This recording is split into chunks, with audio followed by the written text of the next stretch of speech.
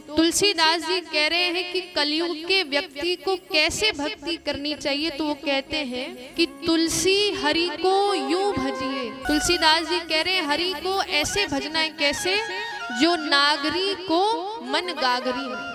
कैसे हमको भजना है, तो वो तरीका बता रहे हैं कि तुलसी हरि को यूं भजिए जो नागरी को मन गागरी। अब इसके अर्थ को समझते हैं कि हमको भगवान की भक्ति कैसे करनी है। जैसे हम समझते हैं, आप लोग अगर हम प्राचीन काल में जाएं, थोड़ा सा पुराने समय में चले, तो पहले जो हमारी मैया थी, आप सब बैठी हो, तो गांव में क्या होता है कि जल भरने के लिए मटका लेकर जाते हैं कि नहीं? आप लोग गई हो कभी? नहीं गई हो आप, कुछ माताएं गई होंगी। तो क्या होता है, 4-5 लोग जो हमारी माताएं हैं एक साथ जाती हैं, कुएं से पानी भरने जाती हैं। और हमारी माताएं तो इतनी एक्सपर्ट होती हैं कि 1 मटका, 2 मटका, 3-4 मटका लेकर चलती हैं। और 3-4 मटका लेकर चलती हैं, एक हाथ तो खाली रहता है और एक हाथ से मटके को पकड़े हैं और अपनी सहेलियों से बातचीत करते हुए जा रहे हैं कि घर में ऐसा हुआ, आज बहू ने ऐसा करा, आज सासू मैया ने ऐसा करा।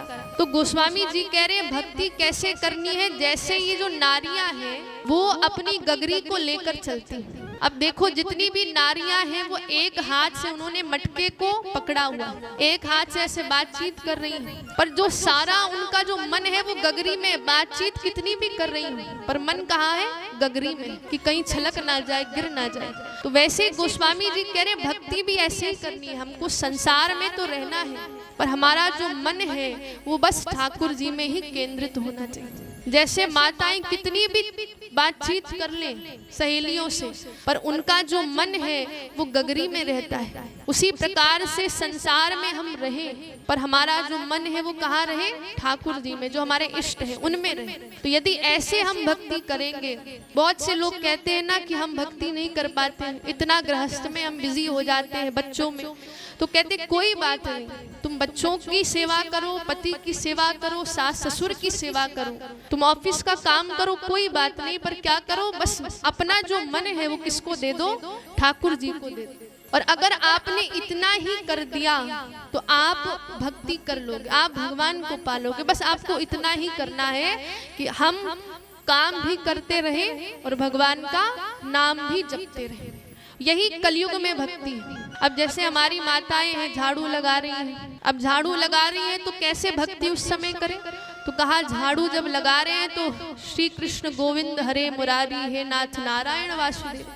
भोजन बना रही है तो क्या कह रही है कि हे गोपाल राधे कृष्ण गोविंद गोविंद। अब आपको बताएं, जो हमारी यशोदा मैया है, यशोदा मैया जब ठाकुर जी के लिए दधी मंथन करती हैं तो उस समय भी वो मन से, वचन से, कर्म से बस भगवान की भक्ति करती है। काम भी कर रही है, दधी मंथन भी कर रही है, पर मन से ठाकुर जी के बारे में सोच रही है। वाणी से श्री कृष्ण गोविंद हरे मुरारी गा रही है। और अगर हम इतना ही कर लें तो हमको भगवान की प्राप्ति इस कलयुग में भी हो सकती है। तो ये भक्ति का सबसे सरलतम उपाय है जो हमारे संतों ने हमें बताया है।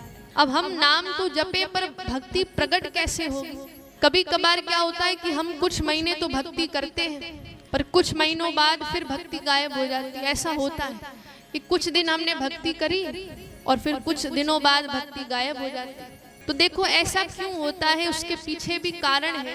कारण क्या है? कुछ दोष हो जाते हैं। सबसे पहला तो किसका दोष है? अन्न का दोष। हमने कुछ उल्टा सीधा खा लिया, उसका दोष लग जाता है। दूसरा दोष है भूमि दोष। अब भूमि दोष क्या होता है कि जैसे हम कहीं ऐसी भूमि में चले गए जहाँ पर असंत लोग रहते हैं, गलत लोग रहते हैं, तो उसका भी प्रभाव पड़ जाता है। और जो तीसरा सबसे खतरनाक दोष है वो संग का दोष है। मतलब संग का दोष, हमने अभक्तों का संग कर लिया, गलत व्यक्तियों का संग कर लिया, कुसंग कर लिया, तो फिर जो हमारी भक्ति है एकदम गायब हो जाती, शून्य हो जाती। इसलिए प्रयास करना चाहिए कि हम कैसे लोगों के साथ रहें जो कैसे हैं, भक्त हैं भगवान के। गोस्वामी तुलसीदास जी कहते हैं, जाके प्रिय न राम वैदेही।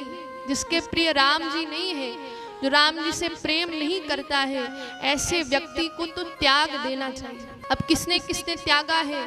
तो कहा देखो, भरत जी ने अपनी माता को त्याग दिया कि नहीं? और किसने त्यागा है?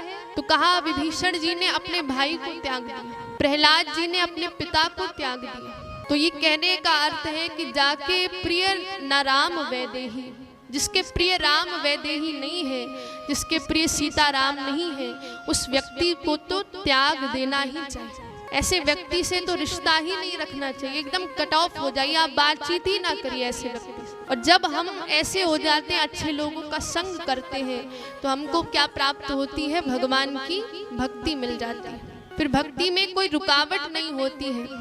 तो इसलिए हम यदि अच्छे लोगों का संग करते हैं, भक्तों का संग करते हैं, तो हमारी जो भक्ति भी है वो दिन रात बढ़ती रहती है। और यदि हमने कुसंग कर लिया, गलत लोगों का संग कर लिया, तो भक्ति कुछ दिन तो रहेगी, पर कुछ दिनों के बाद फिर से वो वहीं शून्य में आ जाएगी। इसलिए प्रयास यही करना चाहिए कि हम अच्छे लोगों का संग करें।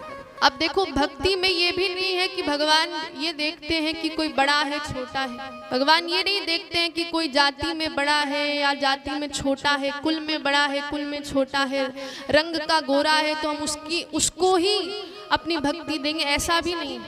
भगवान कहते हैं जाति पाति रंग रूप सब कुछ मैं त्याग देता हूँ, बस मुझे आपका प्रेम चाहिए। अब उदाहरण देते हैं कि देखिए, उदाहरण आप देखिए, तो यहाँ पर संतों का ऐसा मत है कि उन्होंने एक श्लोक कहा है, और श्लोक में कहा है कि व्याधस्या आचरणम ध्रुवस्य, कि एक व्याध था, ठाकुर जी के चरणों में उसने ही तो तीर मारी थी। आखिरी में जब ठाकुर जी अपने धाम को जा रहे थे, तो उस शिकारी ने, उस व्याध ने भगवान के चरणों में तीर मार दी थी।